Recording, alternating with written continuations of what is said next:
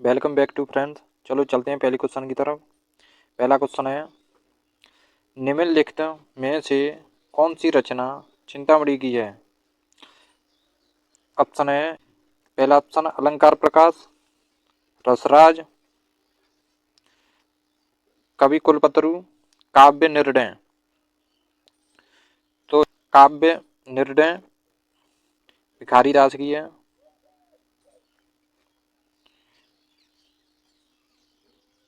भिखारी दास की काव्य निर्णय। और कवि कल्पतरु चिंतामणि की है। और रसराज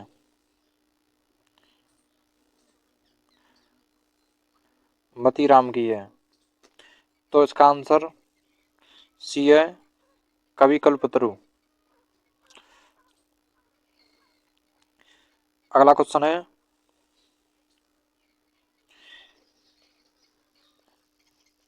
11 वर्ष का समय कहानी के लेखक हैं। ऑप्शन पहला प्रेमचंद, दूसरा चंद्रधर शर्मा गुलेरी, रामचंद्र शुक्ल,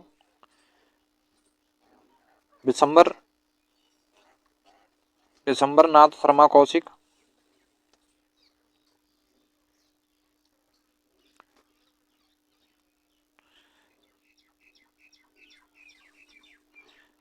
प्रेमचंद की कहानी है पूस की रात। पूस की रात,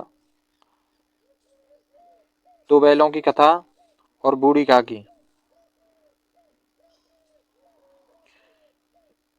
ये प्रेमचंद की है। और चंद्रधर शर्मा गुलेरी की, उसने कहा था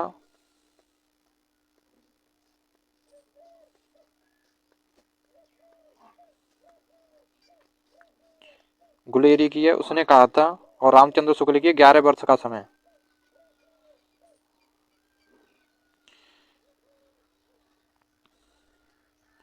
रामचंद्र शुक्ल की है 11 वर्ष का समय। चलो चलते हैं अगले क्वेश्चन की तरफ।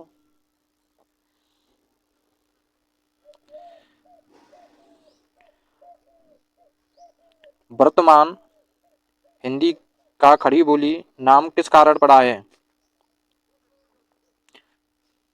ऑप्शन है, ए इसमें खड़ी मात्रा का प्रयोग अधिक होता है,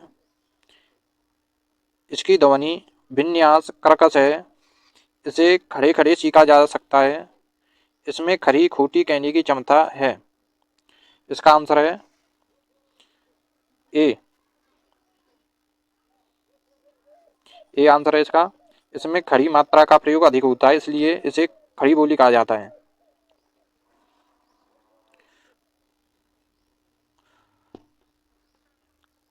अगला क्वेश्चन है, बोडो भाषा मुख्य रूप से भारत के निम्नलिखित में से किस राज्य में बोली जाती है?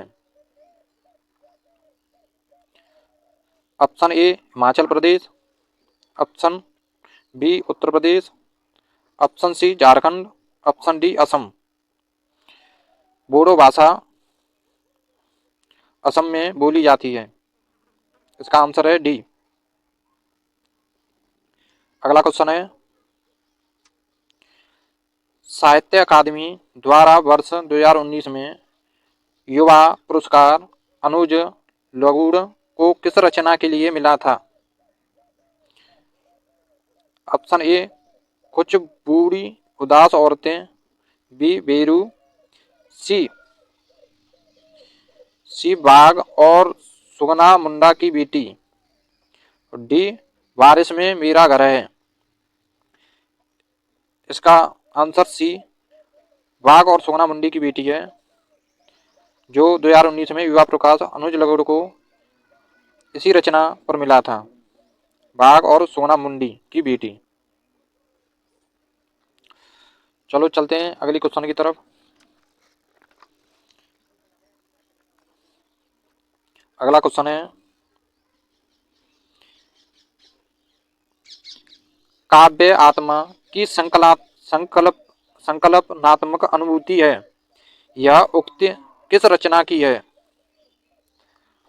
इसका ऑप्शन है अज्ञेय, जयशंकर प्रसाद, महादेवी वर्मा, सूर्यकांत त्रिपाठी निराला। काव्य आत्मा की संकल्पनात्मक अनुभूति। इसका आंसर है जयशंकर प्रसाद, बी। चलो चलते हैं अगली क्वेश्चन की तरफ। सखिन्य सहित हर्षी अति रानी, सखन्य सहित हर्षी अति रानी, सूकत धानु परा जनु पानी। इस पंक्ति में अलंकार है।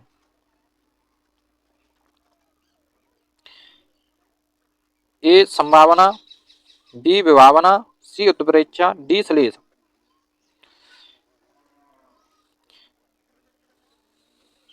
इसका आंसर है सी उत्प्रेक्षा। इसमें जनु का प्रयोग हुआ है और उत्प्रेक्षा की डेफिनेशन होती है उपमेय में उपमान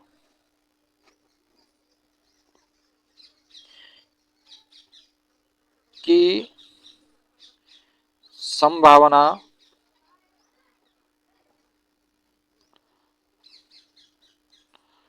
या कल्पना हो वहां उत्प्रेक्षा अलंकार होता है। चलो चलते हैं अगली क्वेश्चन की तरफ।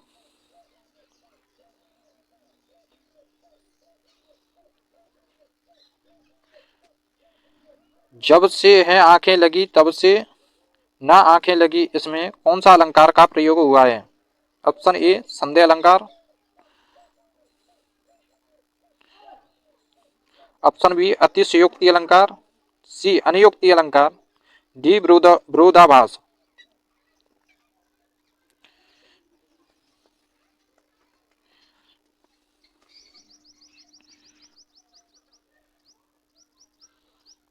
जब से है आंखें लगी, जब से है आंखें लगी तब से ना आंखें लगी, इसमें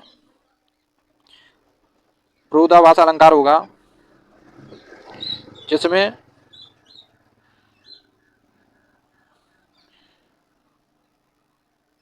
विरोधाभास अलंकार होगा क्योंकि इसमें डबल रिपीट किया गया है वर्ड।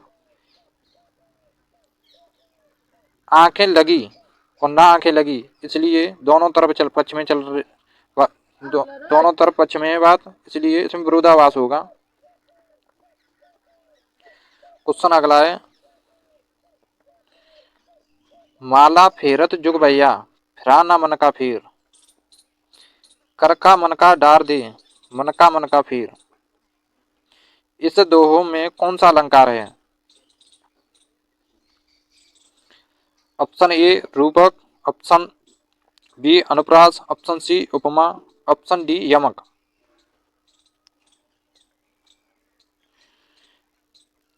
ऑप्शन ए गलत, बी सी गलत, यमक का अलंकार होगा क्योंकि माला फेरत जोग भैया फिरा ना मन का फेर, इसमें मनका और मनका दो बार आया है, जो कि एक शब्द की बार बार आवृत्ति हो वहां यमक अलंकार होता है। अगला क्वेश्चन है, निम्नलिखित में से असंगत विकल्प है, असंगत यानी गलत, गलत विकल्प है। ऑप्शन ए है जो पहले का हो उसे अभूतपूर्व, यानी अनेक शब्दों का एक शब्द बताना है इसमें, जो पहले का हो उसे अभूतपूर्व कहते हैं, और जिसका निवारण ना किया जा सके उसे अनिवार्य कहते हैं, जो कार्य कष्ट सहनकर किया जाए उसे कष्ट साध्य कहते हैं, जो आंखों के सामने हो उसे प्रत्यक्ष कहते हैं। इसमें गलत वर्ड है जो पहले का हो उसे भूतपूर्व कहते हैं। जो पहले का हो उसे भूतपूर्व कहते हैं, ना कि अभूतपूर्व कहते हैं। इसलिए ऑप्शन ये गलत है। जिसका निवारण ना किया जा सके उसे अनिवार्य कहते हैं, ये सही है। जो कार्य कष्ट सहन कर किया जाए उसे कष्ट साध्य कहते हैं। जो आंखों के सामने हो उसे प्रत्यक्ष कहते हैं। ऑप्शन ए गलत है। अगला क्वेश्चन है, परिचित शब्द के लिए उचित वाक्यांश है। जिसकी कभी परीक्षा नहीं ली गई हो, जो परीक्षा के योग्य ना हो, जो दूसरों की परीक्षा लेता हो, जिसकी परीक्षा ली जा चुकी हो, जिसकी परीक्षा ली जा चुकी हो। इसका आंसर है डी, जिसकी परीक्षा ली जा सकी हो उसे परीक्षित बोलते हैं। अगला क्वेश्चन है,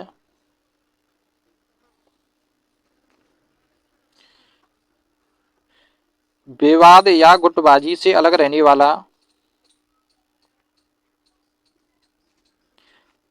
वाक्यांश के लिए एक शब्द क्या होगा। ऑप्शन ए विरल, ऑप्शन बी आश्वस्त, ऑप्शन सी तटस्थ, ऑप्शन डी सरल। इसका आंसर है तटस्थ,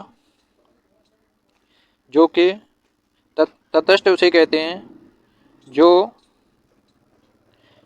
किसी का भी पक्ष ना ले उसे तटस्थ बोलते हैं। इसका आंसर सी है। क्वेश्चन अगला है,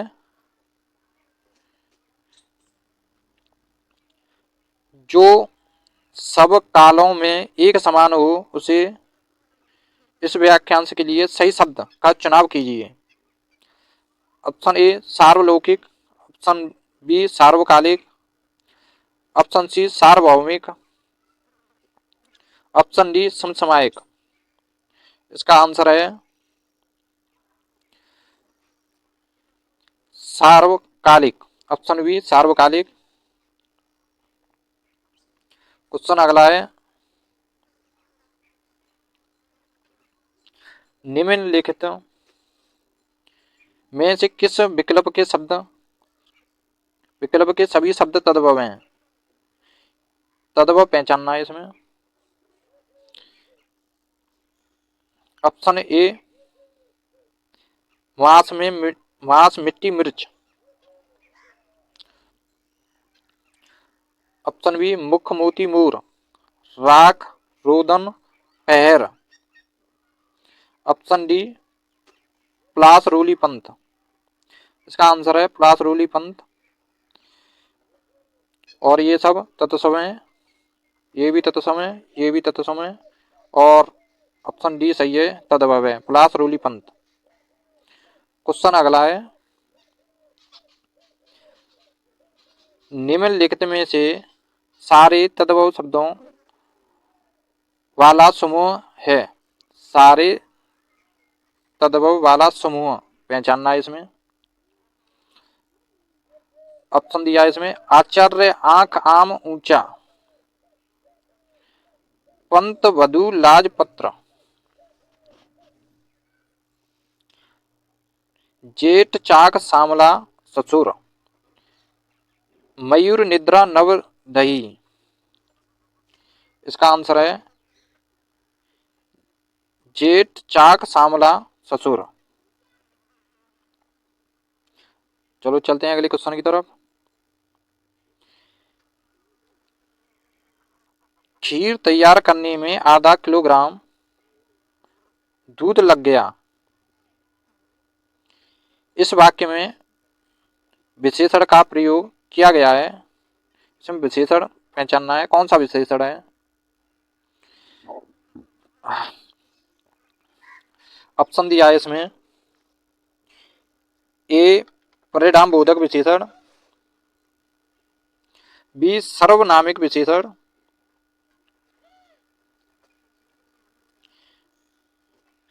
सी गुणवाचक विशेषण, सी संख्यावाचक विशेषण। तो इसका आंसर है आधा किलोग्राम तो लीटर से नापा जाता है, तो इसलिए परिमाण बोधक विशेषण है इसमें। ऑप्शन ए सही है।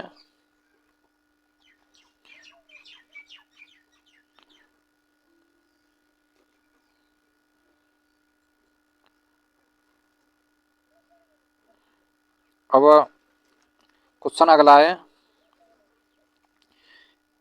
इनमें से किस विकल्प में सभी शब्द शुद्ध हैं?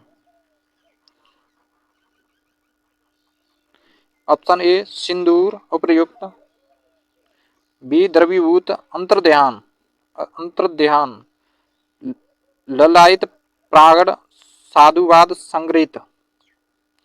ये तो अंतर्ध्यान होगा, ये गलत हो गया अंतर्ध्यान। ये लालाहित होगा, ये भी गलत है। और सिंदूर अप्रयुक्त ये सही है, इसमें सिंदूर अप्रयुक्त शुद्ध है। क्वेश्चन अगला है, घन का अनेकार्थक शब्द समूह है? ऑप्शन ए बादल, घटा, भारी, हथौड़ा।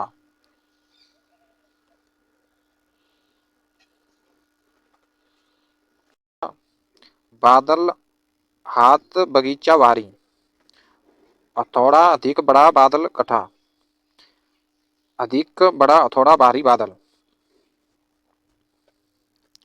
तो इसमें है घन का बादल होता है, बादल का घटा होता है, अनेकार्थी शब्द। और बादल होता है, हाथ नहीं होता, और बगीचा नहीं होता, भारी होता है। और इसमें अधिक बड़ा नहीं होता, और अधिक बड़ा नहीं होता इसमें। ऑप्शन ए सही है इसमें, बादल, घटा, भारी, हथौड़ा। और अगला है, किस विकल्प के सभी पद कर्मधारय समास से निर्मित हैं? किस विकल्प के सभी पद कर्मधारय समास से निर्मित हैं? ए माँ लक्ष्मी, भूत प्रेत, काली मिर्च, लाल पीता, और निडर, पूर्व रात्र, खड़ी बोली, ऊंच नीच। कर्मधारय समास देखना है इसमें कौन सा है। घृतान्य, छायातरु, प्रणशाला, चंद्रमुख, महाजन, खुशबू, जीव जंतु, सुंदरलाल। इसका आंसर है कर्मधारय समास घृतान्य, छायातरु, प्रणशिला, चंद्रमुख। ऑप्शन सी में पाया जाता है ये कर्मधारय समास। अगला क्वेश्चन है,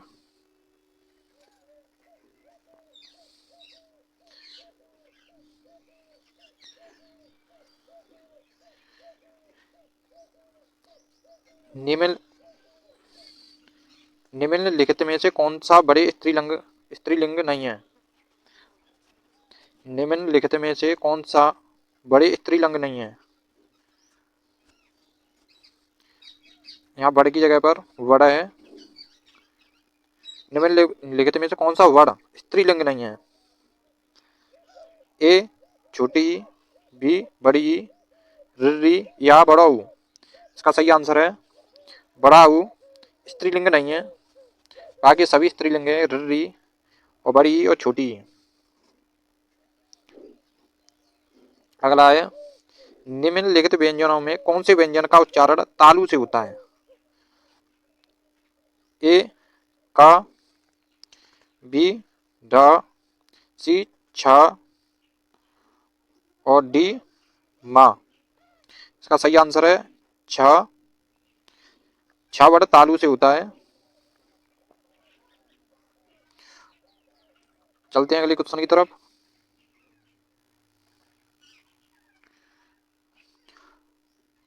लुंठित ध्वनि है? ए रानिया, बी धाधनुष, सी अंगांगन, डी रारत। इसका सही आंसर है लुंठित ध्वनि आर होती है। ऑप्शन डी करेक्ट है। इसमें स्पर्श व्यंजन अलग प्राण अघोष शब्द कौन सा है? इसमें स्पर्श व्यंजन अल्प प्राण और अघोष पहचानना है, कौन सा है? ए पा, बी धा, सी धा और डी रा। इसका सही आंसर है पा में स्पर्श व्यंजन अल्प प्राण और अघोष शब्द पाया जाता है। क्वेश्चन अगला है, एक ही ध्वनि द्वित्व हो जाने पर वह क्या कहलाती है? एक ही ध्वनि द्वित, ये द्वित्व के बदले द्वित, यहाँ द्वित आएगा, द्वित। एक ही ध्वनि द्वित हो जाने पर वह क्या कहलाती है? ए संपृक्त, बी द्वित, सी संयुक्त, डी युग्मक। इसका सही आंसर है युग्मक। एक ही ध्वनि द्वित हो जाने पर युग्मक कहलाती है। यह किस प्रकार की ध्वनि है? ए तालव्य, बी कंठ्य, सी दंतुष्ट और डी कंठोष्ठ। इसका सही आंसर है तालु से बोली जाती है, यह तालव्य कहते हैं इसे, यह तालव्य ध्वनि है।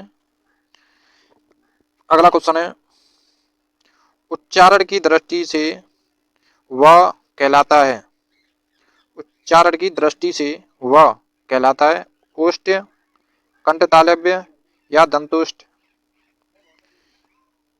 या कंठोष्ठ।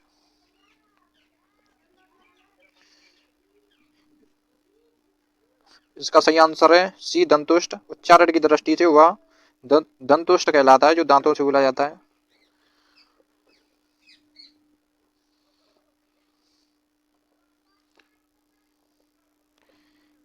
हिंदी वर्णमाला में स्वरों की संख्या कितनी होती है? हिंदी वर्णमाला में स्वरों की संख्या कितनी होती है? ए 13, 10, 11, 12। सही आंसर 11 है। हिंदी वर्णमाला में स्वरों की संख्या 11 होती है।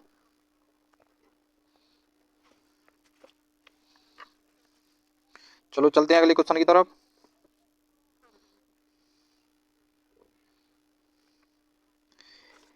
ए के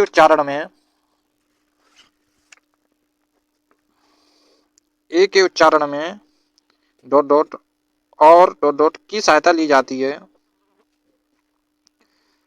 दंत ओष्ठ, कंठ तालु, छंद तालु, इचियस तालु। कौन सा सही विकल्प है इसमें? ए के उच्चारण में कंठ और तालु की सहायता ली जाती है। बी आंसर सही है इसका। क्वेश्चन अगला है,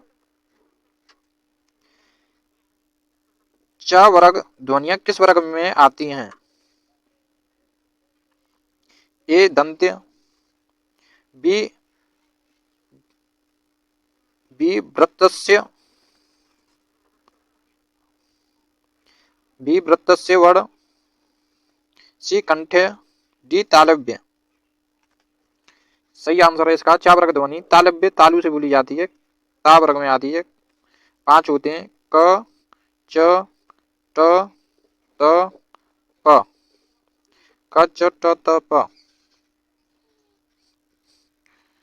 जो च तालु में बोली जाती है, तालु।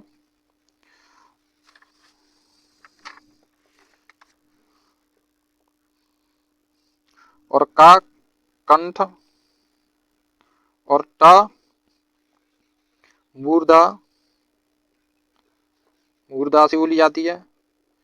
और ता बोली जाती है दंत से। और प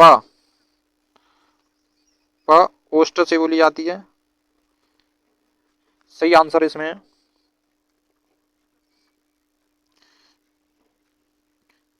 तालु है, जो कि चा तालव्य से बोली जाती है। चलते हैं अगली क्वेश्चन की तरफ। वड वर्णमाला का कौन सा अक्षर पुल्लिंग नहीं है? अ, प, च, ट, ज, आ, छोटी बड़ी। इसका आंसर छोटी बड़ी पुल्लिंग नहीं है, बाकी सभी पुल्लिंग है। अ पुल्लिंग है, च और ट पुल्लिंग है, ज और आ पुल्लिंग है।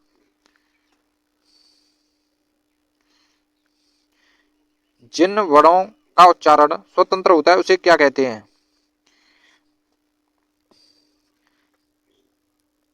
ए व्यंजन, बी व्याकरण, बोली, स्वर।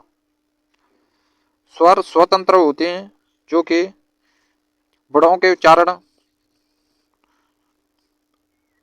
जिन वर्णों का उच्चारण स्वतंत्र होता है उसे स्वर कहते हैं, या स्वर स्वतंत्र होते हैं। क्वेश्चन अगला है, द, धन, आ, धन, का, धन, पिक्चर वाला स, धन, आ, इनमें से कौन सा सही है? ए धकस, बी डांग, सी धकस, डी दक्ष। इसका सही आंसर डी है, दक्ष। यह दक्ष हो गया मिलाकर।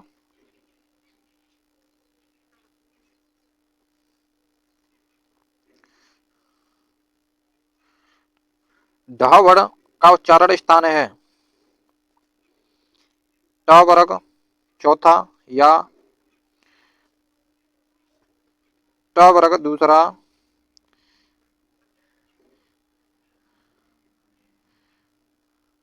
या त वर्ग चौथा, या ट वर्ग तीसरा। इसका सही आंसर है ट वर्ग चौथा। ढ वर्ण उच्चारण का स्थान चौथा वर्ग में आता है, ट वर्ग। इसका सही आंसर ये है। क्वेश्चन अगला है, लिपि चिन्हों के क्रमबद्ध समूह को क्या कहते हैं? ए वर्ण समूह, सी अक्षर, बी वर्णमाला, डी वर्ण। इसका सही अक्षर है वर्णमाला। लिपि चिन्हों के क्रमबद्ध या क्रमागत समूह को वर्णमाला कहते हैं। हिंदी भाषा में हर्षों स्वरों की संख्या कितनी है? हिंदी भाषा में हर्षों स्वरों की संख्या कितनी है? 2, 7, 11, 4। इसका सही आंसर 4 है।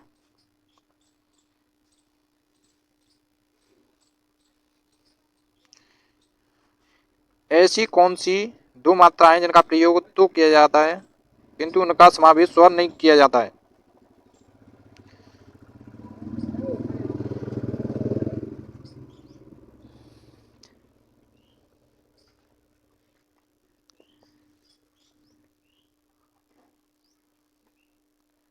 ऐसी कौन सी दो मात्राएं जिनका प्रयोग तो किया जाता है किंतु उनका समावेश स्वर में नहीं किया जाता? ए आ, बी री उ, छोटी अंग बड़ी अंग, डी बड़ा आ छोटी। इसका सही आंसर है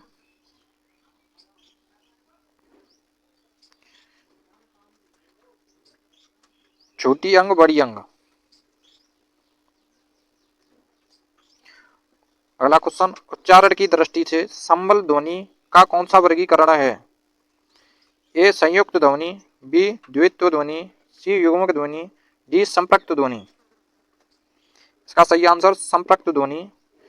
दृष्टि से संबल ध्वनि, उच्चारण की दृष्टि से संबल ध्वनि का वर्गीकरण है संपृक्त ध्वनि। क्वेश्चन अगला है,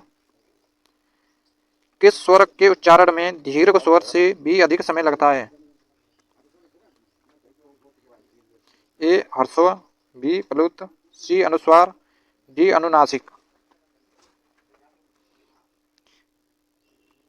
प्लुत किस स्वर के उच्चारण में दीर्घ स्वर से भी अधिक समय लगता है? जिसे प्लुत बोलते हैं, अधिक समय लगे, दीर्घ स्वर से भी अधिक समय लगे, उसे प्लुत कहते हैं। ऑप्शन बी सही है।